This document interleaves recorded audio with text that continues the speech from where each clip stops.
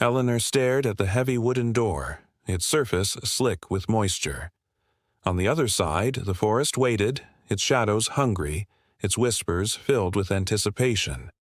The ground beneath their feet rumbled with a new intensity, and she could feel the terror radiating from those trapped beside her. Her two students were frozen, eyes wide with fear, while Simon, seasoned horror filmmaker though he was, looked ashen. His usual bravado deserted him. A chilling chuckle echoed through the chamber, seeming to slither out from the very walls themselves. "Told you we should have brought a priest," James whispered, his voice cracking. Anna, ever the pragmatist, tightened her grip on her flashlight. "Wasting time won't help us now. We need a plan." Simon shook his head, his face drained of color. "There is no plan. There isn't any way out of this." The air shimmered, and then before their eyes, the rows of monk robes lining the walls began to stir. Hoods tilted back as though stretching, gnarled fingers curled and uncurled. The chanting rose to a fever pitch, a cacophony of rasping voices that seemed to claw at their sanity. Eleanor knew they couldn't stay. Wasting time would only bring greater danger. But the once sturdy oak door now resisted her every push, as though the abbey itself barred their way. She turned to the others, desperation lending urgency to her voice. "We can't stay here. We have to find another way out." Their only hope lay to the north, where crumbling stone hinted at a forgotten crypt beneath the abbey. Legends spoke of secret passages concealed beneath Ravenwood, and Eleanor's intuition told her they were their only chance. The floor groaned underfoot as they moved, each step a gamble on the stability of the ancient stones. They passed the silent figure of a kneeling monk, its empty robes pooling around it like spilled ink. Deeper still, the air grew colder, the stench of damp earth and decay seeping into their lungs. They descended into darkness, guided only by the flickering beams of their flashlights. The oppressive atmosphere pressed down on them, laden with the weight of centuries past. It felt less like a tomb and more like a waking nightmare.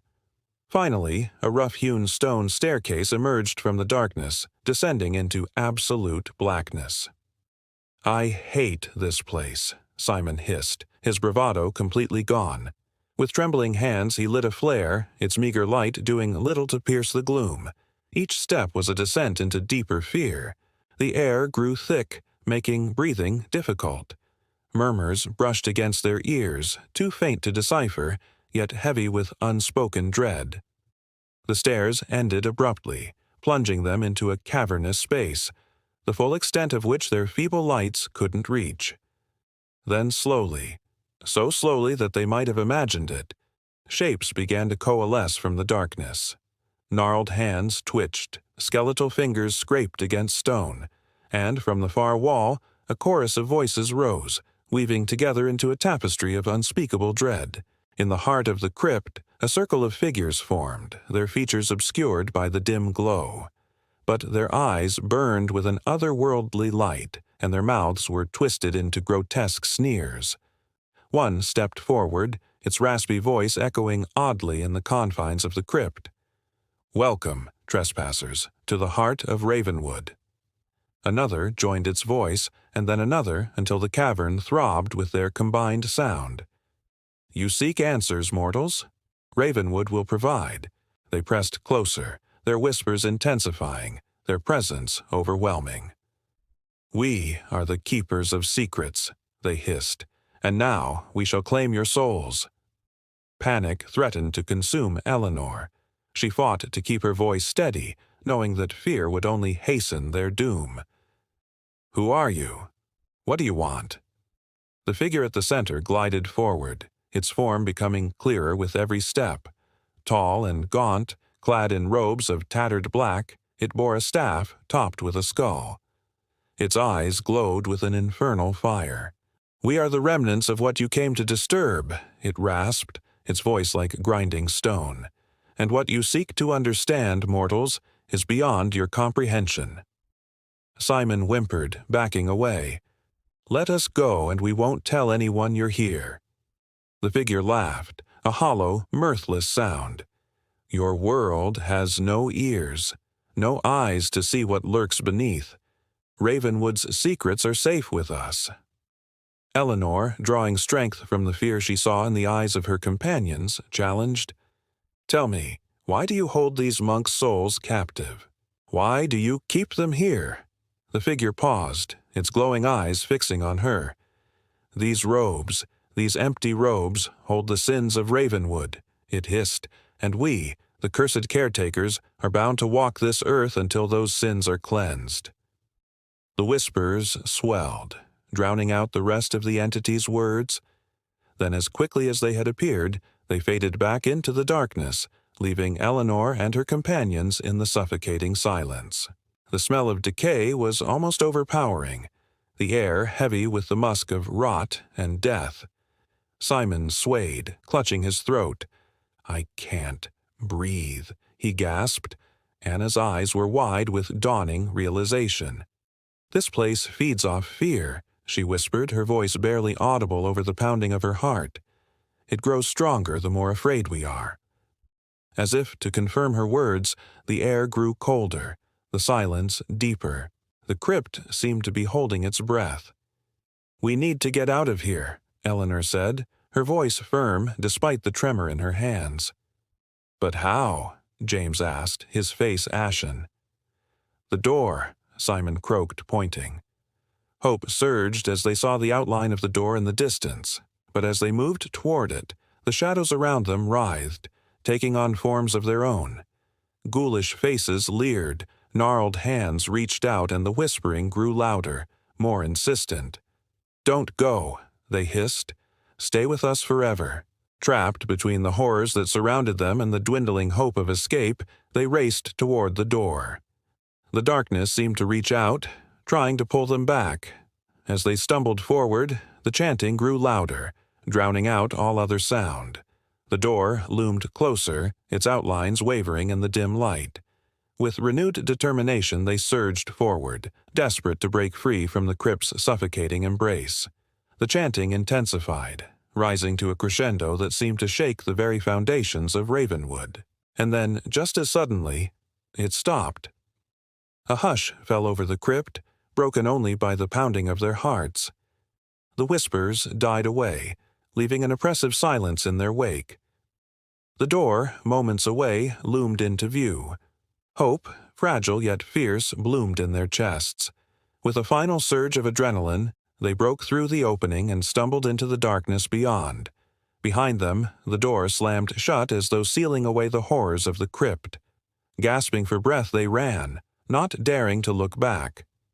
They didn't stop until they reached the safety of the forest's edge, the shadows there seeming less menacing than those they'd just fled. Collapsing onto the overgrown path, they watched, horrified, as the abbey emerged from the mist, its silhouette stark against the gray sky. And in that moment, they knew they were not alone. For from within the abbey, they heard the soft, shuffling tread of unseen footsteps, as if the entity itself were coming to claim them. The whispers, faint yet clear, drifted through the trees.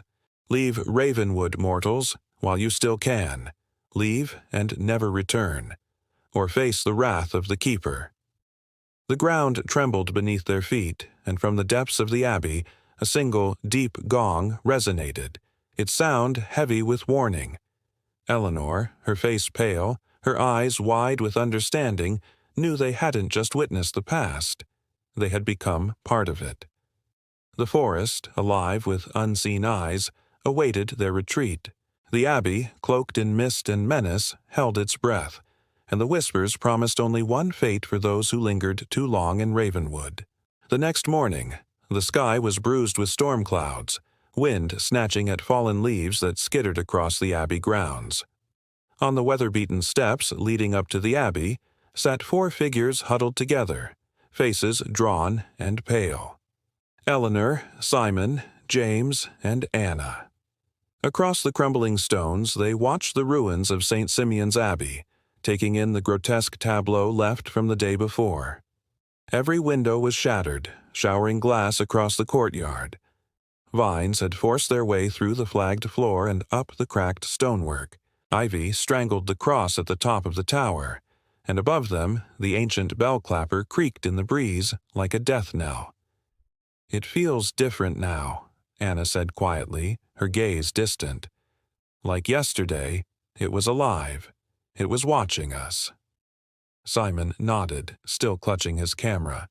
The straps were cut, the lens cracked. "What we saw in there, it wasn't human. It was something else." James ran a hand through his sweat-dampened hair. "I've read those journals twice since we got back. Each time, trying to find some kind of answer, some explanation, anything that would make this madness make sense." He pulled a dog-eared page from his notebook, tracing the faded ink with his finger. "But all we have are legends and rumors. The Black Monk, they called him. An ancient spirit who drew pilgrims to the Abbey only to drag them screaming into the earth. And the ritual, it was meant to trap souls here, binding them to the Abbey forever." "Forever," Eleanor repeated. The word felt heavy, cold, like a stone dropped into her gut. "You don't believe any of that, do you?" Simon asked, meeting her eyes. For a moment she searched his face, seeing the doubt there, the fear. Finally, she met his gaze directly. "No, I don't. But what we experienced, that was real. And whatever is down there, whatever is in this place, it doesn't want us to leave." "We can't stay here," Anna said, rising unsteadily. "Not now, not ever again." As if in response, the ground beneath them rumbled, and a crack spiderwebbed across the flagged stones beside them. All four of them flinched. From within the ruin, a whisper slithered out, raspy and chill, and carried on the wind. "Eleanor Vance," it hissed, the name like ice shards. "Eleanor Vance, you cannot escape the prayer." The voice seemed to come from everywhere and nowhere. All at once a tremor ran through the ground, throwing up stones and dirt. Leaves whirled around them, sucked upward in a sudden draft. Before them, a section of the Abbey wall shuddered and buckled. Vines ripped through the flaking mortar, twisting like grasping fingers. Moss and ivy cascaded down, revealing a gaping hole within the ruin. And through it, something stirred. "We have to go," Eleanor said, her voice tight. She took a step toward the opening, then hesitated. The shadowed interior gaped like a maw, promising only oblivion. Fear pricked at her, cold and sharp. There was something powerful, malevolent in the ruined abbey, something that fed on their presence. Yet there was no turning back. Once tethered to a place like this, to its history, its pain, its secrets, there was no escaping its grasp. She was tethered, and she would see this through. Taking a deep breath, she walked through the gap in the wall and into the belly of the beast. Behind her, she heard the others moving after her, their footsteps swallowed by the crumbling stone. Inside, the air was stale and cold, heavy with the scent of decay. Eleanor strained to see through the gloom, her eyes unfocused. Shapes danced before her, seeming to writhe in the gloom. Her heart pounded against her ribs. The others were close, she could feel it. She could hear Anna's soft whimper, James's curse under his breath. But Simon was silent, his presence looming just ahead. She reached out a hand to touch his sleeve, but he was gone. Panic clawed at her throat, squeezing the breath from her lungs. "Simon," she called, her voice cracking. "Simon, where are you?" Only silence answered her. Then a voice, low and mocking. "Lost, are you?" The sound seemed to come from the rafters, yet she sensed it closer, something hunched in the shadows, watching. Eleanor froze, every nerve ending on high alert. She wanted to run, to scream, to break the suffocating silence, but terror rooted her in place. "You should have stayed away," the voice rasped, coiling around her like a shroud. "The prayer is endless. You cannot leave." Simon. It was Simon.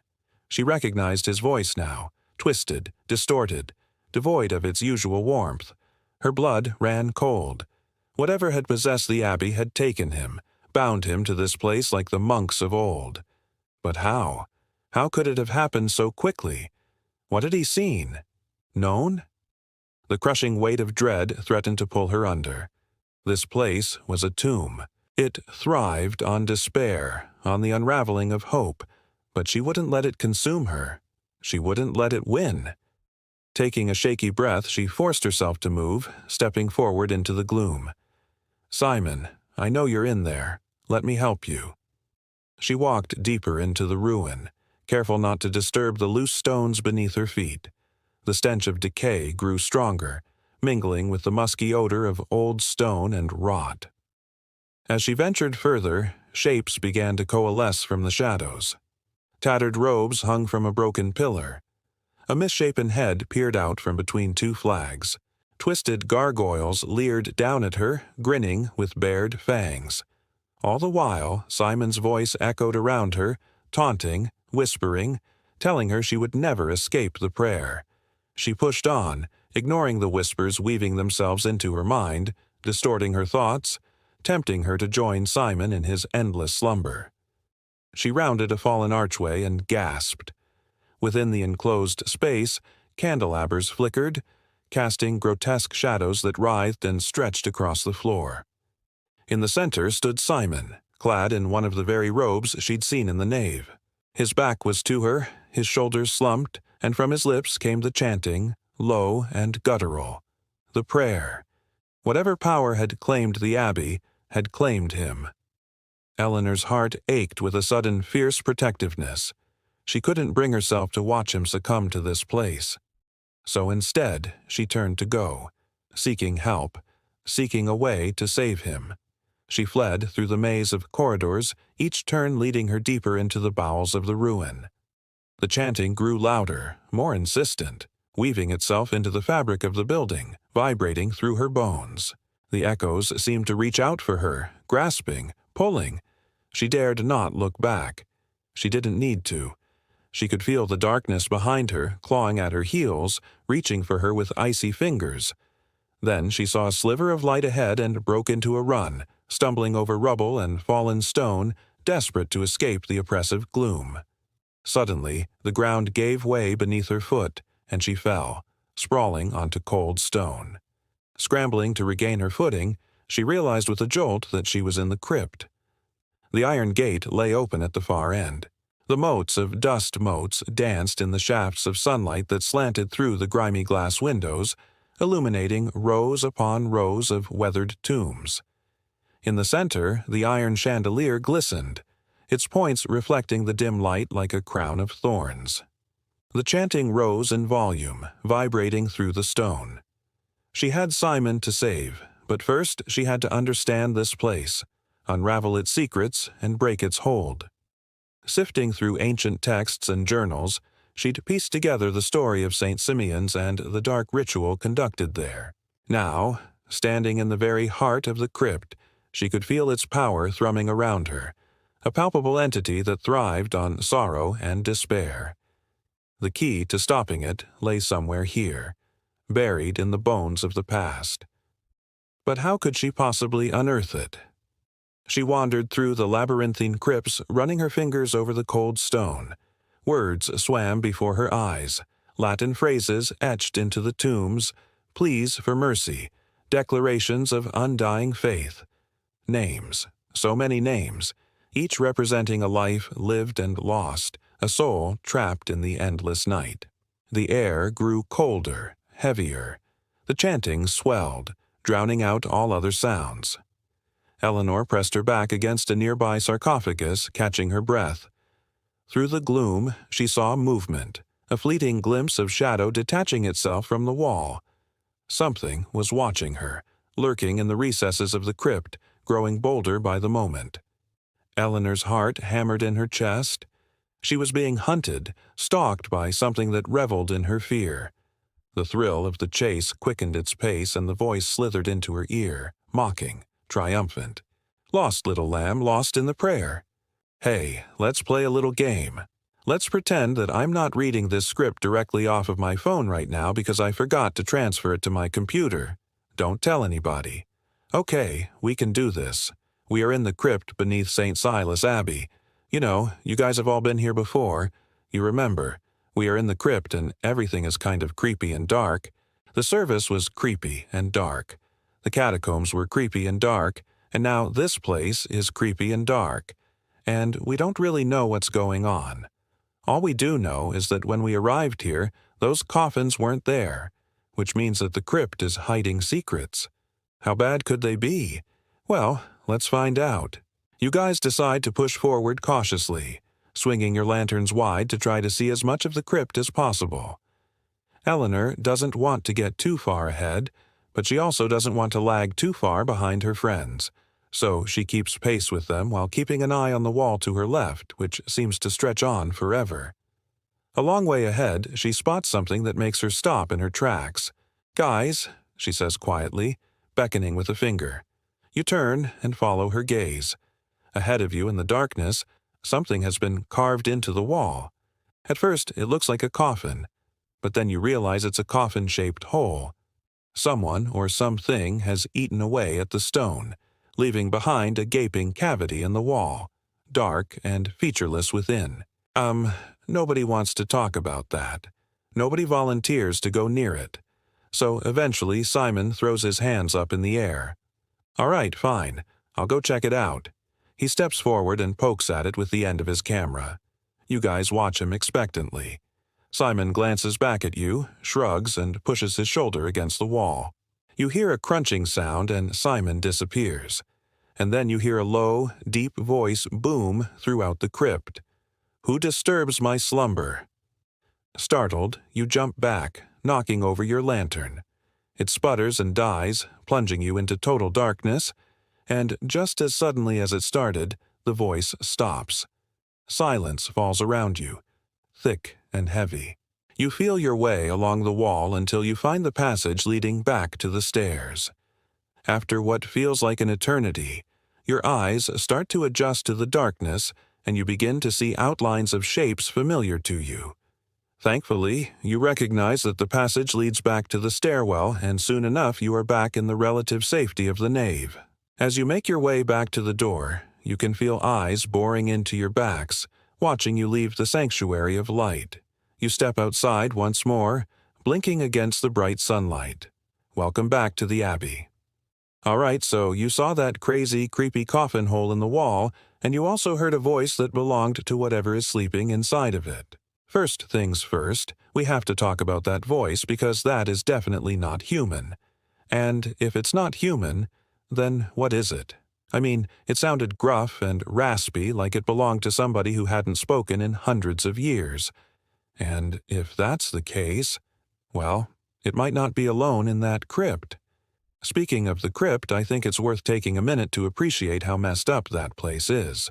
I mean, if the monks who built it knew how unstable it was going to be, why didn't they fix it? I mean, I get that they were trying to hide things in there, but couldn't they have just built another wall or something? Why did they carve a giant hole in the wall that even the smallest nudge can send a person hurtling into utter darkness? And don't forget that there were other carvings on those pillars that showed various stages of decay. Like it wasn't enough for them to just dig a hole in the wall. They had to rub salt in the wound. And I guess that leads to the question of why. Why do this? Why build this place so that people could fall into it? Who would do such a thing?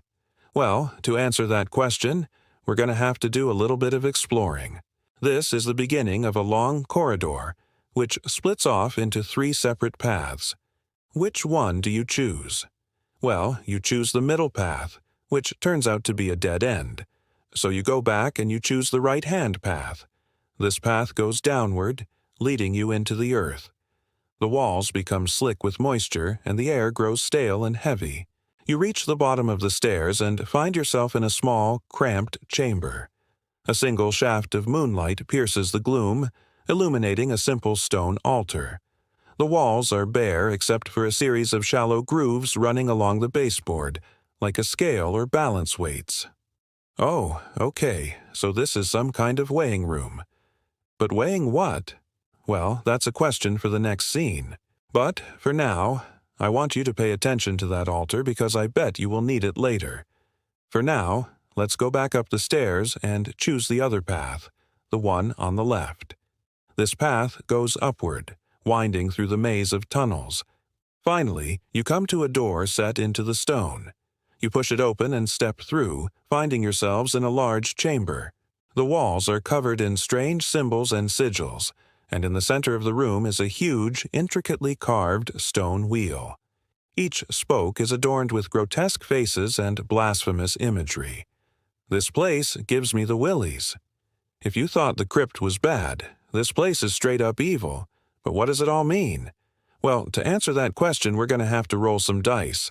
Okay, so we rolled a 3, and according to our D20 table, that means that you spot something else in the room, namely a loose stone block near the wheel.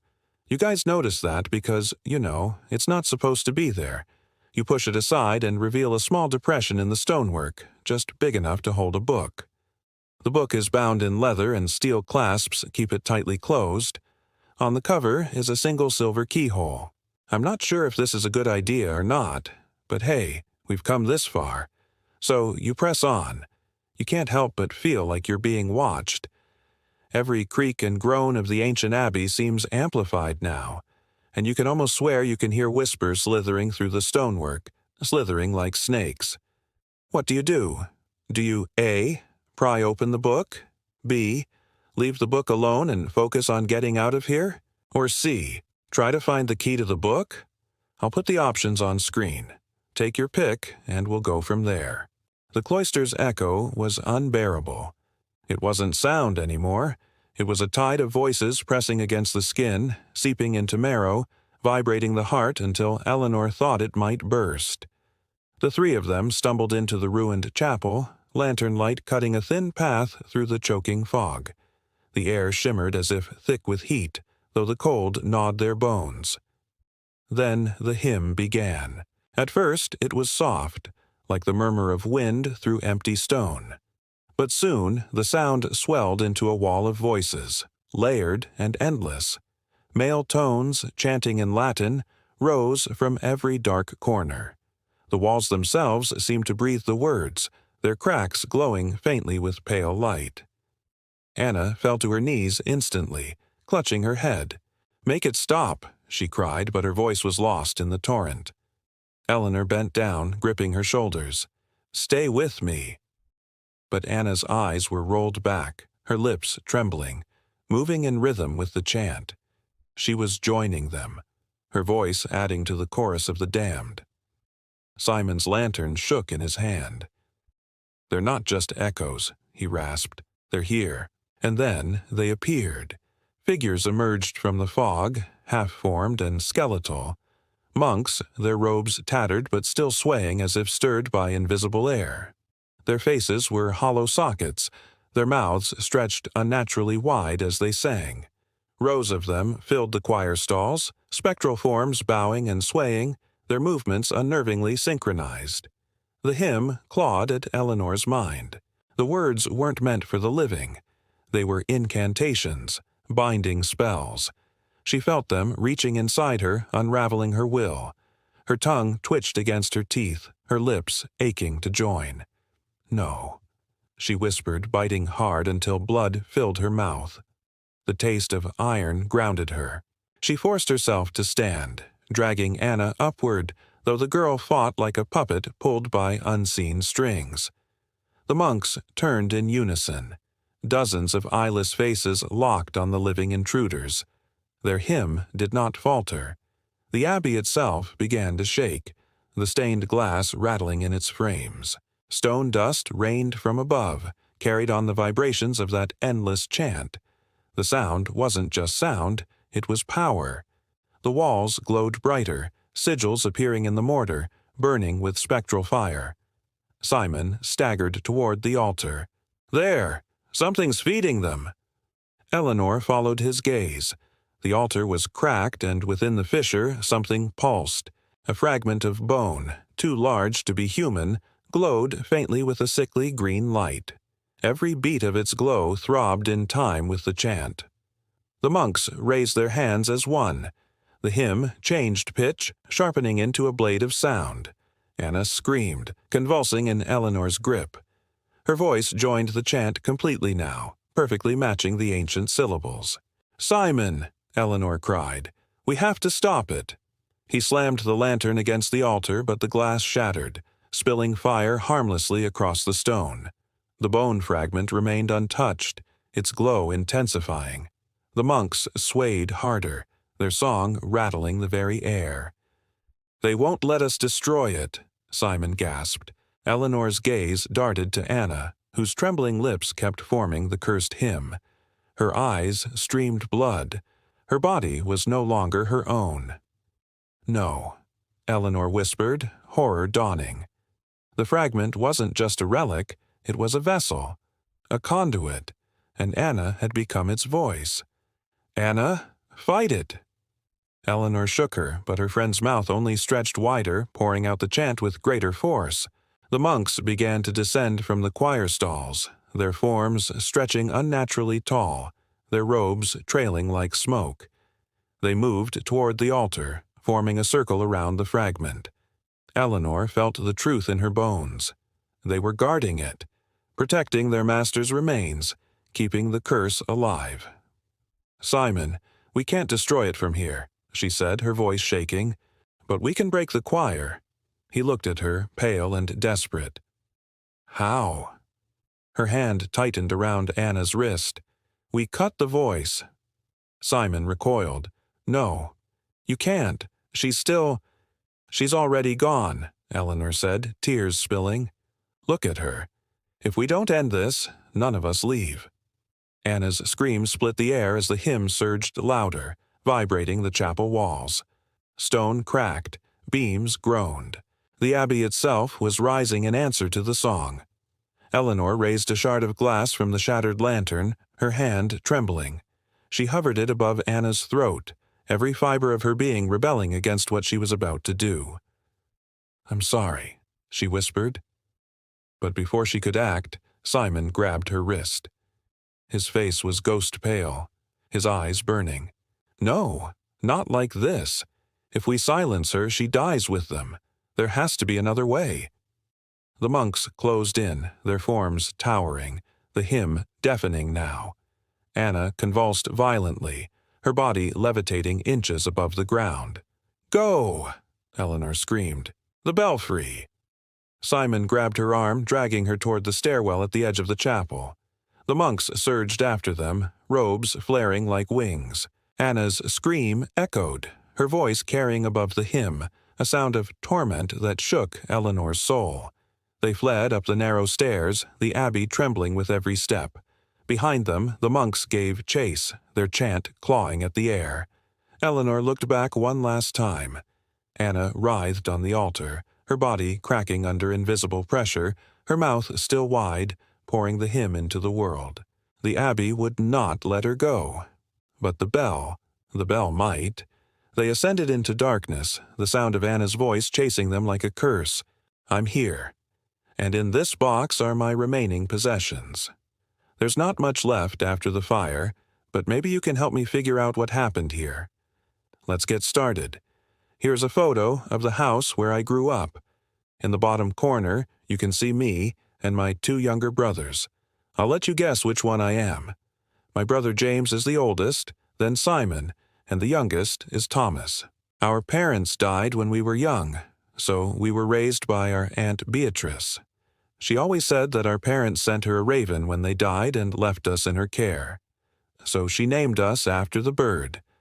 And because of our dark hair, she called us her little crows. Here are some old journals. I found them hidden inside the chimney breast in the living room. Apparently, it was a favorite hiding place of my parents. This first one is written in my mother's hand. I've transcribed what I could read. My father has been gone 3 years. 3 long years since the raven brought me news of his death. The pain of his absence cuts deeper with every passing day. Still, I must keep strong, not only for myself, but for my precious boys. My darling Raven, he is getting so big, so inquisitive, and my 2 little crows, oh, how they grow and change. James is such a good boy, always helping about the house, caring for his little brothers. I see my husband in him, strong and true. Simon is a wild one, full of energy and mischief. He keeps us all laughing. And little Thomas, my sweet baby crow, is a joy to behold. His laughter echoes like music through our home. Even now, even in my darkest moments, I find comfort knowing that I have these boys, that my love for them will guide them, will protect them. This next journal was kept by my father. Again, I'll let you read what I could decipher. The coast is bleak today, wind snatching the rain from the sea and flinging it against the cliffs. I walked along, hoping the fresh air would clear my thoughts. No such luck. Since Eleanor has been gone, a hollow space has grown within me. She was the sun in my sky, the warmth in my bread. Now winter grips my bones. Today I made a pilgrimage to St. Michael's Abbey. It was there I first met Eleanor a lifetime ago. How could I have been so blind? The thought of her leaving Ravenwood terrifies me. Yet God knows I have no right to ask her to stay. She is a fledgling ready to take flight. What foolishness to try to clip her wings! Perhaps it is better she leave. Better that she seek the sun in a warmer land than stay here with me in this cold, dark place. This is a painting done by my brother Simon. It shows our family home, Ravenwood, perched atop the cliffs overlooking the churning sea. But look closely. Something else is in this painting. Can you spot it? Of course, it's the raven. It sits perched on a rock below the house, watching the family. I think the raven might be the most important thing in this painting. I never saw Simon again after I returned from university. He stayed home and took over the running of the estate while I traveled the world. When I did come back to visit, he would tell me stories about the coast, the people who lived there, the legends, and he drew pictures to match. These are some of those drawings. This one is titled The Bones of St. Michael's Abbey, another titled The Hungry Cliffs. Here are some more, and here is one that seems unfinished. I wonder why. He titled it The Pilgrim and the Raven. My brother James became a monk at St. Michael's Abbey. He used to send me letters telling me of his studies and prayers. Unfortunately, these letters were destroyed in the fire. But I do have one drawing from him. He wasn't artistic like Simon, but he tried his best. This is what he sent me for my name day, a copy of the prayer he prayed every morning. It begins, O Almighty God, who by the mouth of holy prophets has spoken of the passion of thy only begotten Son, and by his cross hast redeemed the world. Grant me, I beseech thee, that I may rightly set forth among the people the mystery of faith, and by my life give good example to all committed to my charge, through Jesus Christ thy Son, our Lord. Amen. While attending university, I kept a diary. Here is one entry from that time. I just returned from a trip to St. Michael's Abbey. The ruins stand stark against the gray sky, a constant reminder of faith and folly. As I walked the crumbling paths, the wind whispering tales of forgotten prayers, I felt a deep sadness settle within me. Why had my brother James become a monk here? Why did my parents pray at this desolate place? What secrets did it hold? Back in the dormitory, the other students laughed, drank, and dreamed of adventures beyond our small village. I sat alone, haunted by the abbey, by its empty shell, by the ghosts of its past. Was this where my destiny lay, trapped in the shadows of Ravenwood? Or would I break free, spread my wings and fly? One summer, I invited my friend Frederick over to Ravenwood. We explored the grounds and talked for hours. He took this picture of me standing beside the raven statue in the garden. On the back, he wrote, Eleanor and the Raven, July 1898. This is a copy of a letter I found in my mother's desk. My dearest Eleanor, your portrait arrived safe and sound. It hangs in the hall where I can steal glimpses of your lovely face whenever I wish. You bring a smile to my lips and a song to my heart. I see you in the morning light, dancing with the shadows in the afternoon firelight. May I find my way back to you soon. Your devoted, Frederick. This is the last journal I kept. I was traveling Europe with my friend Frederick when my brother Simon died unexpectedly. I raced home to find my youngest brother Thomas alone and crying in the house. My brother James refused to speak of what happened to Simon, or why he was so worried about me coming home. but I can read between the lines in his letter. He says, "You must return at once. Come home, Eleanor, for Simon is dead, and the raven has returned." When I arrived, I knew something terrible had happened. James told me that Simon had been ill, that he had died quickly, but as I looked around the house, everything seemed normal. Everything except for the raven. When I asked about it, James said, "It was always by Simon's side. I think he wanted to go to wherever Simon went." I don't know what happened to my brother Simon. The house held its secrets close, whispering them to the raven, which sat perched on the windowsill, watching me with its obsidian eyes. I want to believe that when Simon died, he simply joined the spirits in the sea and that someday we'll be reunited. But sometimes I fear that something darker claimed him, that something evil took root in Ravenwood. If you can help me figure out what happened here, I would be grateful. Thank you for listening. Thank. This is the author of the book that I'm reading from. Let's jump right into chapter 27. The bell loomed above them like a suspended tombstone, its massive mouth yawning into the fog-choked night. The hymn still poured from it, an endless wave of sound that scraped the marrow from Eleanor's bones. Simon's face was pale, his lips trembling. If we silence it, this ends. Eleanor nodded, though her stomach turned with dread. She knew he was right. If they couldn't stop the bell, the Abbey would use its power to drag them into the growing fog bank. Right now they were fighting with one hand tied behind their backs. The dense mist hampered their movement, sapped at their resolve, and made it harder to fight. But without the bell's hypnotic song, they would be prey. But the bell was no mere object. It pulsed like a living thing, its tarnished bronze vibrating with every note, its surface crawling with faint handprints, as if the monks' very souls were pressed inside, clawing to be free. Anna moaned from where she lay against the wall, her lips still shaping the ancient prayers. Her voice merged with the choir, tethering her to the song. Each word cut into Eleanor's heart, the sound of a friend dissolving into something not her own. "No more," Eleanor whispered, a sob in her throat. "We end this." She seized the bell rope, the coarse hemp burning her hands raw, but she pulled anyway, the weight of the bell dragging her forward. Simon leapt to her side, grasping the rope with both hands. Together they yanked, the belfry groaning as the ancient mechanism gave way. The bell swung. Its toll erupted with such force the air shivered, the floor trembling beneath their feet. A blast of fog shot outward, swirling into grotesque shapes, faces stretched, screaming, then dissolving. And in the abbey below, the horde of dead monks screamed as one. The hymn fractured. For the first time, Eleanor heard silence break through. The fog recoiled, retreating in violent spirals. The skeletal congregation staggered, their glowing sockets flickering.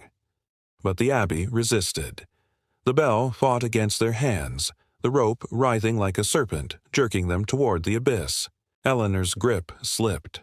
The rope whipped free, snapping her wrist with brutal force. She cried out, tumbling against the railing. For a heartbeat she teetered above the nave far below, where the tide of monks writhed in chaos. Simon caught her just in time, dragging her back. His face was bloodless, his eyes hollow but fierce. "We have to bring it down." "Down?" Eleanor gasped. He nodded toward the supports, ancient beams rotted with age, barely holding the bell's colossal weight. If it falls, it dies. The idea chilled her. If the bell fell, it wouldn't just crush the monks below, it would tear the abbey apart. But the abbey deserved to die. Simon grabbed a broken spar from the wall, wedging it beneath one of the supports. "Help me." Together they shoved, the timber shrieking under the strain. Below, the monks began to climb the nave walls, their clawed hands digging into stone, pulling themselves toward the belfry. The hymn surged again, as if the abbey itself had realized its heart was under attack. Anna's body jerked violently. Her voice rose above all others, screaming the prayer in a pitch that wasn't human. Blood streamed from her nose and eyes, but she did not stop. She was the Abbey's mouthpiece now. The beam splintered. The bell lurched sideways, its chains rattling like bones. The floor shuddered. Dust rained down. "Push again," Simon shouted. Eleanor braced her shoulder against the spar, her body screaming with every ounce of strength. They shoved, the wood groaning, the beam cracking. And then the world split open. The support shattered. The bell swung free. For a heartbeat, time froze. The massive bronze bell hovered, its surface alive with spectral faces screaming silently. Then it plunged, tearing through the belfry, crashing downward in a tidal wave of sound. The impact was apocalyptic. The nave exploded in a storm of stone and dust. The skeletal monks were crushed beneath the weight, their bodies shattering like glass. The hymn shrieked one last time, rising in a pitch so high it fractured Eleanor's skull with pain. And then, silence. A silence so vast, so heavy it rang louder than any sound. Eleanor coughed through the dust, her ears bleeding, her vision swimming. The floor beneath her had caved, the belfry half collapsed. Simon lay a few feet away, his chest rising shallowly, blood smeared across his temple. She crawled to Anna. Her friend lay still, her eyes glassy, her lips parted mid-prayer. Eleanor shook her, tears cutting tracks through the grime on her face. "Anna, please." But Anna's body was cold. The fog had vanished. The monks were gone. The abbey lay broken, gutted, its curse buried beneath rubble. Eleanor fell to her knees, sobbing into her bloodied hands. They had won, but victory tasted like ash. The abbey had claimed James, Anna, countless others. Only she and Simon remained, shattered survivors clinging to the edge of ruin. The wind pushed through the shattered windows, carrying with it the faintest whisper. Not a hymn, not a prayer, a laugh. The abbey might have fallen, but something within it had survived. Eleanor lifted her head, her eyes hollow, her body trembling. Ravenwood Abbey was dead, but its ghost was free. I really hope that you enjoyed this abridged audiobook.